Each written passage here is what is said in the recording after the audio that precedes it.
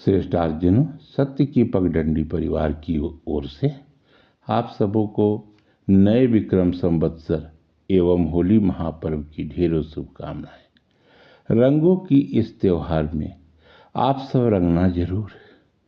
अपने तन को रंगना, अपने मन को रंगना, अपने वातावरण को रंगना, अपनों को रंगना, खूब रंग लगाना। आखिर यही रंग तो हमें एक होने का भाव जो देता है। न गोरा न काला, सब एक जैसे, रंग बिरंगे, अलग अलग रंगों में सराबोर। मित्रों, घोड़े सदा रंग बिरंगे ही तो होते हैं। कोई काला, कोई सफेद, कोई चितकबरा, तो कोई भूरा, तो कोई और रंग के। घोड़ा गति का प्रतीक होता है, घोड़ा प्रगति का प्रतीक होता है, घोड़ा शान का प्रतीक होता है, घोड़ा समृद्धि का भी प्रतीक होता है। एक अंग्रेज अफसर अपने एक भारतीय कर्मचारी से पूछता है, सुनो, एक बात का तुम सही सही जवाब देना। तुम भारतीय लोग रंग बिरंगे क्यों होते हो?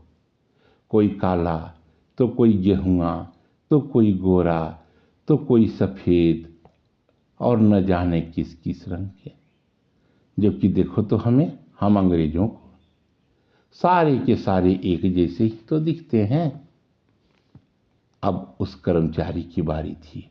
बोला सिर झुकाकर बड़े अदब के साथ, हुजूर, सारे घोड़े तो रंग बिरंगे ही तो होते हैं। ये कौन सी नई बात है भला? गधे की बात ही कुछ अलग होती है। मित्रों, गधे सचमुच एक जैसे ही तो होते हैं। हाँ, कुछ गधे विदेशों में जाकर जेबरा जरूर बन जाते हैं। हमारा विषय गधा और जेबरा से अलग है। आज का हमारा होली स्पेशल विषय है चर धातु और आपकी होली, कितनी बुरी कितनी भली।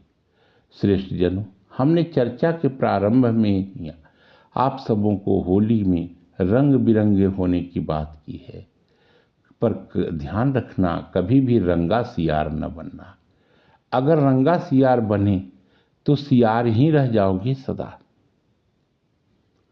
आपके घोड़े की शक्ति, प्रगति, गति यानी रफ्तार को यदि पाना है तो झूठ, प्रपंच, आडंबर, धोखा इत्यादि से दूर रहना होगा। क्योंकि प्रगति के साथ समृद्धि सच्चाई के साथ ही तो आती है।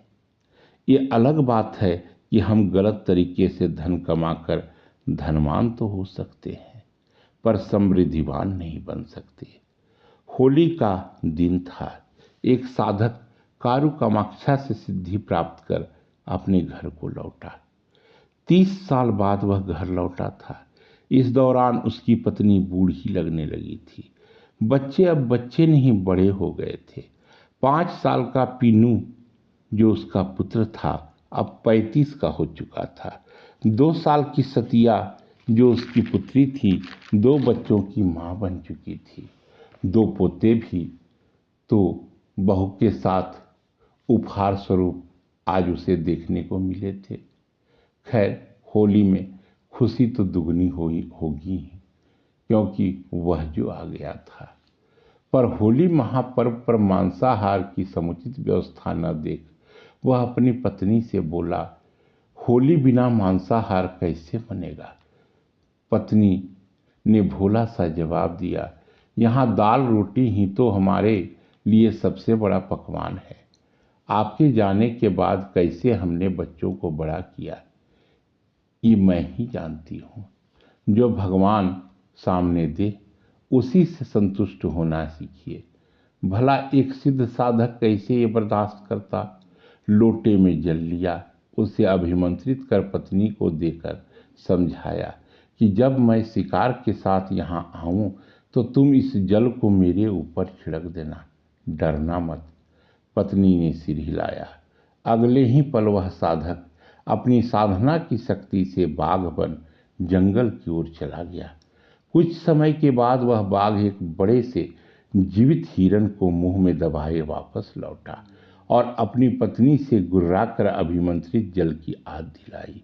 पत्नी हड़बड़ी में लोटे को हाथ में उठा जो ही उस पर जल छिड़कना चाहा, हिरण ने ऐसी दुलती मारी कि लोटा उसके हाथ से छिटक कर गिर पड़ा। सारा अभिमंत्रित जल जमीन पर गिर बर्बाद हो गया। मित्रों, यही तो गति होती है हमारे चर धातु के प्रेमियों का। इसी चर धातु ने कितनों को बर्बाद किया, कितनों को बेघर किया। आप तो समझ ही गए होंगे ये चर धातु क्या है। ये चर धातु चर शब्द से बना है, जिसका अर्थ होता है चरना। पालतू जानवर भी तो घास पात चरते ही रहते हैं सदा, पर उनका पाचन तंत्र लाजवाब होता है। वे जुगाली कर अपने भोजन को पचा ही लेते हैं। हाँ, घोड़ा अलग है इनसे। वह जुगाली तो नहीं करता, पर खूब दौड़ता है, खूब भागता है, खूब नाचता है। हम भी अगर इनके अनुकरण के साथ चर धातु को अपनाते हैं तो हमें भी जुगाली करनी होगी, हमें भी दौड़ना होगा, हमें भी डीजे पर थिरकना होगा, हमें भी भागना होगा। एक महात्मा जी यहीं अपने शिष्यों को समझा रहे थे इसी विषय पर कि है ना, यदि हम चर धातु का अनुकरण करेंगे तो हमें जानवरों की भांति ही तो जुगाली करनी होगी, जानवरों की भांति ही तो हमें दौड़ना होगा। इस पर उनकी एक शिष्या ने तपाक से जवाब दिया, मुनिवर, हम भी तो जुगाली कर भोजन पचाते हैं। महात्मा जी आश्चर्य में बोले, कैसे? इस पर वह स्त्री बोली, मुनिश्रेष्ठ, चुगली करना भी तो जुगाली का ही एक रूप है, जो हमें दौड़ाता है, भगाता है, नचाता है, लड़ाता है। महात्मा जी हंसकर बोले, माते, आप तो घोड़े और सभी जानवरों की भी जननी हो, आपने ही तो उन्हें जुगाली करना सिखाया होगा। खैर, अब हम लोग अपने विषय पर आते हैं। होली महापर्व ही तो चर धातु का प्रतिनिधित्व करता है। सदा पुआ पकवान, दही बड़े, गुजिया, पूड़ी, पकौड़ी, मिष्ठान इत्यादि तो होते ही हैं। साथ ही साथ मांसाहारी व्यंजन एवं मदिरा भी तो इस महापर्व में धड़ल्ले उपयोग किए जाते हैं। जमकर चरने के क्रम में बदहजमी होना आम है। ऊपर से फूड पॉइजनिंग की समस्या भी तो चरने का प्रतिफल होता है। एक तो नकली और मिलावटी खाद्य पदार्थ एवं रंग गुलाल हमारे स्वास्थ्य की को जर्जर बनाते ही हैं, साथ ही साथ भांग, गांजा, अफीम, चरस एवं अन्य नशीले पदार्थ के उपयोग भी हमारे पर्व के रंग में भंग डालने को उत्सुक रहता है सदा। मित्रों, चर धातु अच्छा है, व्यवहारिक भी है, स्वास्थ्यवर्धक भी है, पर सीमित चरने पर ही। आप जो भी खाएं थोड़ा थोड़ा खाएं, बार बार खाएं, घूम टहल कर खाएं। ये गुण हमारे होली को हैप्पी होली बनाएगा। नशा तो नर्क का द्वार ही होता है, उससे दूर रहे सदा। नशा में हम नहीं होते। एक सज्जन नशे में अपनी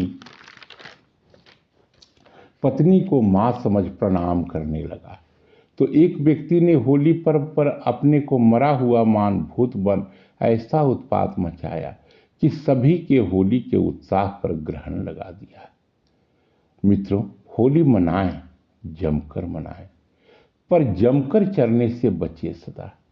डिहाइड्रेशन की समस्या जमकर खाने से ही तो होती है। अगर यह समस्या हो तो नमक चीनी पानी का सेवन करें। फूड पॉइजनिंग की स्थिति में जल्द से जल्द डॉक्टर से मिलें। खाद्य सामग्री एवं रंग गुलाल को देख परख कर ही खरीदें। चर धातु के साथ होली मनाए जरूर, क्योंकि होली हमें रंगीन बनाता है, होली हमें गमहीन बनाता है। पर ईश्वर को भी साधुवाद अवश्य देना चाहिए, क्योंकि आध्यात्मिक शक्ति सर्वोच्च है। ईश्वरीय अनुकंपा अनुपम है, प्रकृति की ममता अद्वितीय है। सज्जनों, हमारा शास्त्र हमें यज्ञ करने को प्रोत्साहित करता है। साधुओं और गृहस्थों का यज्ञ अलग अलग होते हैं। एक गृहस्थ हर दिन पंच महायज्ञ को आसानी से संपादित करता है, जबकि साधुओं और सन्यासियों को यह सौभाग्य नहीं मिलता। एक गृहस्थ अपनी पहली रोटी जो ही गौ माता को समर्पित करता है, वह ब्रह्म यज्ञ का फल पाता है। अगर भोजन को अग्नि में आहुति देता है तो वह देव यज्ञ का फल पाता है। श्वान को रोटी देकर अपने माता पिता को आदर कर तथा श्वान को रोटी देकर वह पितृयज्ञ का फल पाता है, तो पशु पक्षी एवं जीवों इत्यादियों को दाना पानी देकर भूत यज्ञ संपन्न करता है। अतिथि का आदर सत्कार कर तथा भूखों को भोजन देकर एवं जरूरतमंदों की सेवा कर हमें मनुष्य यज्ञ की सिद्धि भी तो मिलती है। सज्जनों, मनुष्य यज्ञ करें पर सोच समझ कर, क्योंकि आज के परिप्रेक्ष्य में साधु और असाधु, मानव और दानव, अतिथि और काल आदि को पहचानना मुश्किल होता है।